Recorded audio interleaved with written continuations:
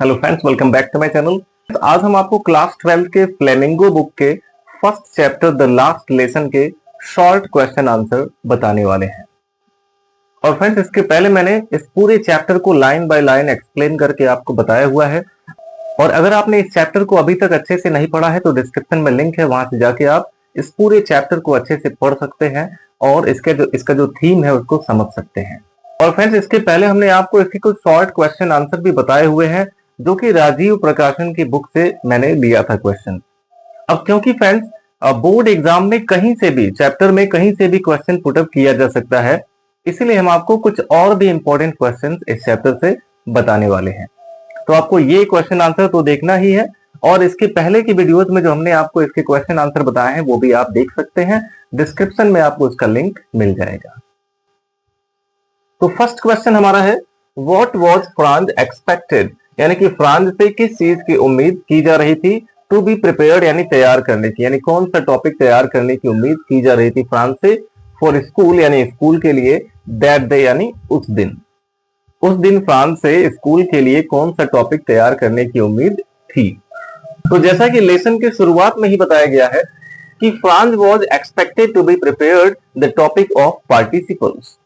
Starting में ही बताया गया था कि उसके जो टीचर है एम हैमेल, उन्होंने सभी बच्चों से पार्टिसिपल टॉपिक को तैयार करके आने के लिए कहा था और अगले दिन इसी टॉपिक पर क्वेश्चन करने वाले थे। और इसीलिए वो बहुत ज्यादा डरा भी हुआ था क्योंकि उसको पार्टिसिपल के बारे में कुछ भी मालूम नहीं था। तो यही चीज आपको इसमें बताना होगा। और हमने आपको बताया है कि जब भी आप किसी भी क्वेश्चन के आंसर की शुरुआत करेंगे तो उसका स्टार्टिंग आपको क्वेश्चन में से ही करना चाहिए। तो जैसे देखिए यहाँ पे क्वेश्चन में से स्टार्टिंग इसका किया गया है कि व्हाट वाज एक्सपेक्टेड। जैसे क्वेश्चन है कि व्हाट वाज फ्रांस एक्सपेक्टेड, तो ऐसे यहाँ पे इसका आंसर लिखा गया है कि फ्रांस वाज एक्सपेक्टेड, यानी कि फ्रांस से उम्मीद की जा रही थी, टू बी प्रिपेयर्ड यानी तैयार करने की, the topic of participle topic को तैयार करने की, फॉर स्कूल यानी स्कूल के लिए, दैट डे उस दिन। तो इस लाइन को अगर आप देखें तो ये पूरी की पूरी लाइन जो है इस क्वेश्चन से मैच कर रही है। तो इसी तरह से आपको किसी भी क्वेश्चन के आंसर की शुरुआत करनी चाहिए। बस आपको करना क्या है कि जो क्वेश्चन वर्ड है उसको हटा देना है और जो हमारा मेन सब्जेक्ट है उससे स्टार्ट करना है और इसमें जो हेल्पिंग वर्ब आया है उसी हेल्पिंग वर्ब का यूज इसमें करना है। यानी क्वेश्चन जिस टेंस में उसका आंसर उसी टेंस में लिखना होगा। तो आप बता सकते हैं कि फ्रांस वाज एक्सपेक्टेड, यानी कि फ्रांस से उम्मीद की जा रही थी, to be prepared the topic of participle topic को तैयार करने की, फॉर स्कूल दैट डे यानी उस दिन स्कूल के लिए। But he did not know even the first word about them.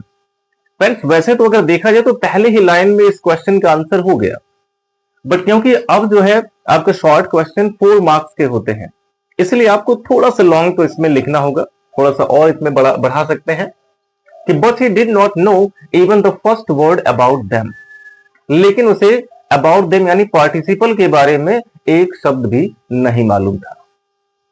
So he was under great dread, इसलिए वो बहुत ज्यादा डरा हुआ था। So he was under great dread का मतलब भयभीत होना, डरा होना।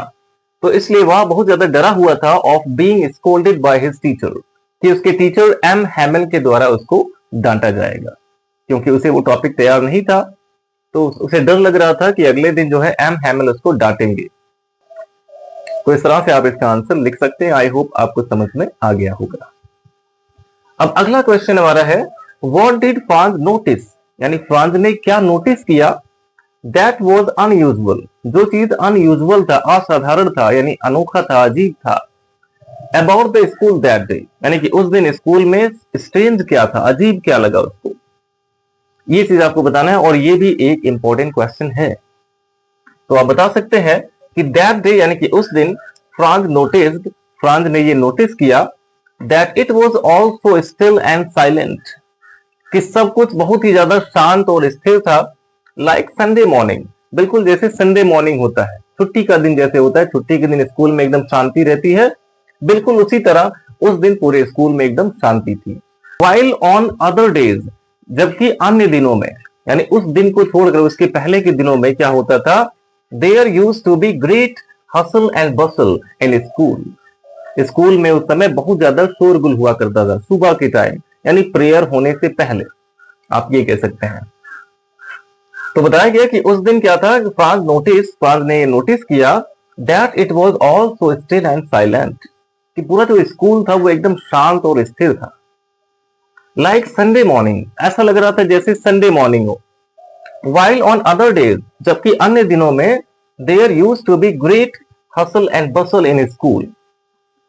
तो यहां पे अगर आप हसल एंड बसल ये नहीं यूज करना चाहते, इसके जगह पे नॉइज भी यूज कर सकते हैं या केवल बसल वर्ड का यूज कर सकते हैं। तो जबकि अन्य दिनों में क्या होता था कि उस समय स्कूल में बहुत ज्यादा शोरगुल हुआ करता था। लेकिन सबसे अनयूजुअल थिंग उसने क्या देखा, ये यहां पे बताया गया है कि the most unusual thing was that, सबसे ज्यादा अनोखी बात क्या थी उस दिन, द विलेज पीपल, कि उस दिन गांव के लोग भी वर सिटिंग, बैठे हुए थे, on the back benches of the class, classroom के पिछली सीट पर गांव के लोग भी आके बैठे हुए थे, लाइक स्टूडेंट की तरह। तो ये सबसे अनोखी चीज लगी कि उस दिन वहां क्लासरूम में गांव के लोग भी आके बैठे हुए थे। और इसमें आप चाहें तो एक लाइन और भी ऐड कर सकते हैं कि उस दिन एम हैमल अपना स्पेशल क्लोथ पहने हुए थे, जो कि केवल वो प्राइज डेज या फिर इंस्पेक्शन के दिनों में पहनते थे। तो आप लिख सकते हैं कि he also noticed that the M Hamel was wearing his special cloth that day. बस इतना आप उसमें और भी ऐड कर सकते हैं कि उस दिन एम हैमल जो है अपना स्पेशल कपड़ा पहने हुए थे। अब देखते हैं हमारा जो नेक्स्ट क्वेश्चन है, what was the news which was put up on the bulletin board. तो ये भी एक इंपॉर्टेंट क्वेश्चन है कि उस दिन बुलेटिन बोर्ड पर कौन सी खबर थी। तो आप बता सकते हैं कि दैट डे, यानी कि उस दिन, द न्यूज, यह खबर, that only German would be taught, कि केवल जर्मन ही पढ़ाया जाएगा। उस दिन यह खबर कि केवल जर्मन ही पढ़ाया जाएगा, कहां पे, in the schools of Alsace and Lorraine, Alsace और लॉरेन के सभी स्कूलों में अब केवल जर्मन ही पढ़ाया जाएगा, वॉज डिस्प्लेड, ये खबर डिस्प्ले की गई थी, ऑन द नोटिस बोर्ड, यानी कि नोटिस बोर्ड पर। दैट वॉज वाई, और यही वजह थी, क्योंकि इसमें एक क्वेश्चन और भी पूछा जा सकता है कि why was there a crowd in front of the bulletin board, यानी कि बुलेटिन बोर्ड के सामने भीड़ क्यों इकट्ठा थी, ये भी क्वेश्चन आपसे पूछा जा सकता है। तो अगर ये भी क्वेश्चन आता है तो आप सेम इसी आंसर को लिख सकते हैं, इसलिए यहां पे एक लाइन और ऐड किया गया है कि दैट वॉज वाई, यानी कि यही वजह थी, there was a great crowd in front of the bulletin board, कि वहां पे बुलेटिन बोर्ड के सामने बहुत भीड़ इकट्ठा थी, और क्या करने के लिए, टू रीड इट, उसे पढ़ने के लिए। तो अगर देखा जाए तो इसमें ही दो आंसर हो जाएंगे। तो आपको ये नहीं देखना है कि सेम यही क्वेश्चन आया होगा तभी आप सेम ये आंसर लिख सकते हैं, बस आपको समझना है कि क्योंकि यही सेम क्वेश्चन जो है दूसरे तरीके से भी पूछा जा सकता है। तो अगर उसमें भी यही चीज पूछा गया है, क्वेश्चन पूछने का तरीका थोड़ा सा अलग है, तो आप सेम यही आंसर लिख सकते हैं। अब आप चाहें तो इसका स्क्रीनशॉट ले सकते हैं और इसके बाद हम नेक्स्ट क्वेश्चन देख लेते हैं।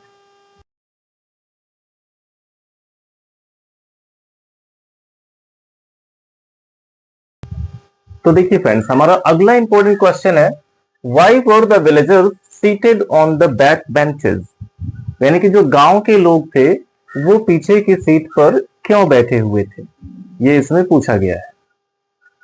और अभी ये चीज मेंशन किया गया था कहां पे, कि वहां फ्रांस ने स्कूल में उस दिन कौन सी अनयूजुअल थिंग नोटिस की, तो उसमें इस चीज का मेंशन हुआ था कि गांव के लोग जो है वो क्लासरूम में पीछे के सीट पर बैठे हुए थे।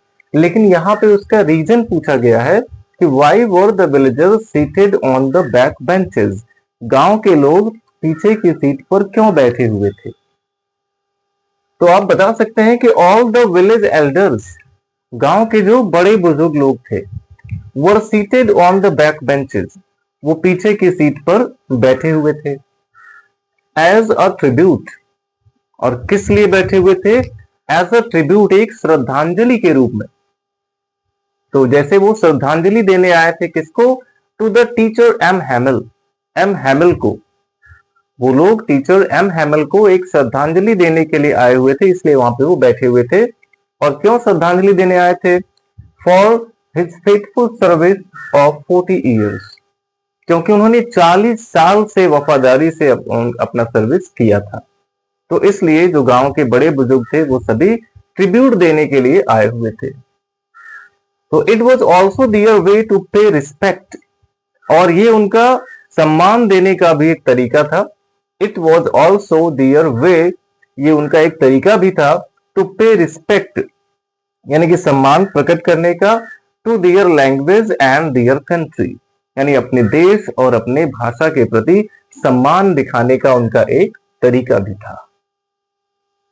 तो इस तरह से आप इसका आंसर लिख सकते हैं कि all the village elders were seated on the back benches, पीछे की सीट पर सभी गांव वाले, गांव के जो बड़े बुजुर्ग थे वो बैठे हुए थे। एज अ ट्रिब्यूट, एक ट्रिब्यूट के रूप में, एक श्रद्धांजलि के रूप में, to the teacher M Hamel, M Hamel के लिए एक श्रद्धांजलि के रूप में, for his faithful service of 40 years, क्योंकि उन्होंने 40 ईयर्स यानी 40 साल से वफादारी से अपना काम किया था।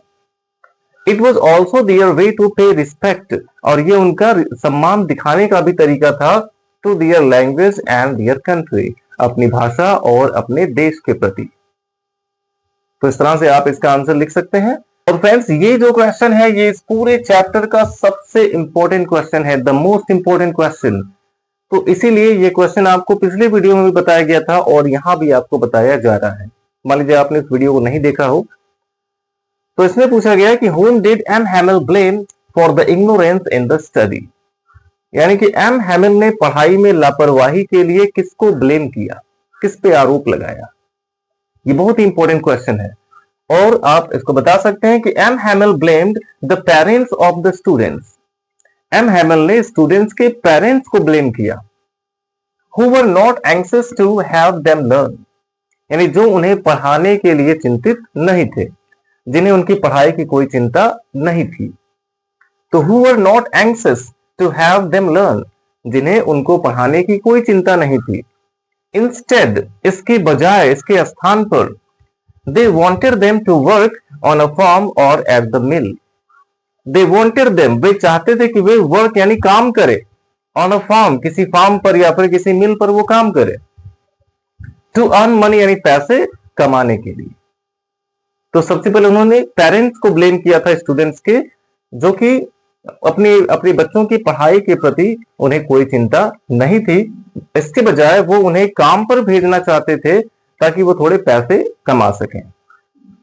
और इसके बाद उन्होंने खुद को भी ब्लेम किया, ही ऑल्सो ब्लेम्ड हिमसेल्फ, उन्होंने अपने आप को भी ब्लेम किया था, for sending them to water his plants, कि जब for sending them to water his plants, यानी अपने पौधों को पानी देने के लिए वो भेज दिया करते थे बच्चों को, इसके लिए उन्होंने खुद को भी ब्लेम किया।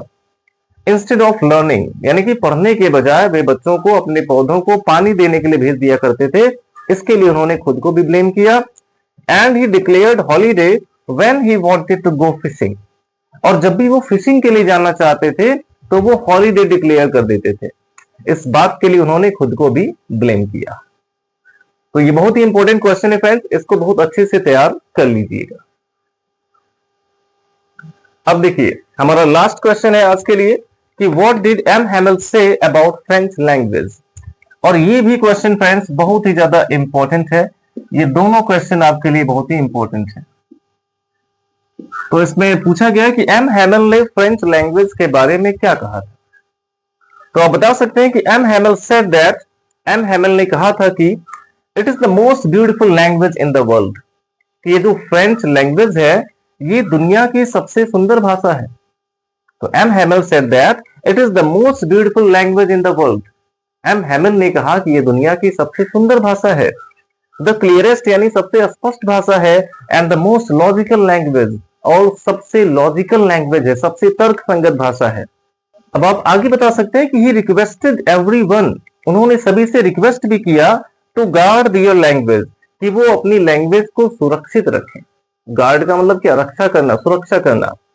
तो ही रिक्वेस्टेड एवरीवन, उन्होंने सभी से रिक्वेस्ट भी किया, टू गार्ड देयर लैंग्वेज, कि वो अपनी लैंग्वेज को सुरक्षित रखें, अपनी भाषा को सुरक्षित रखें। So that they might be united, ताकि वो सभी यूनाइटेड रह सकें, यानी कि उनमें एकता हो, संयुक्त रह सकें। So that they might be united, ताकि वे लोग संयुक्त रह सकें यानी मिलजुल के रह सकें। And fight back for their freedom, और अपनी आजादी के लिए दोबारा लड़ सके।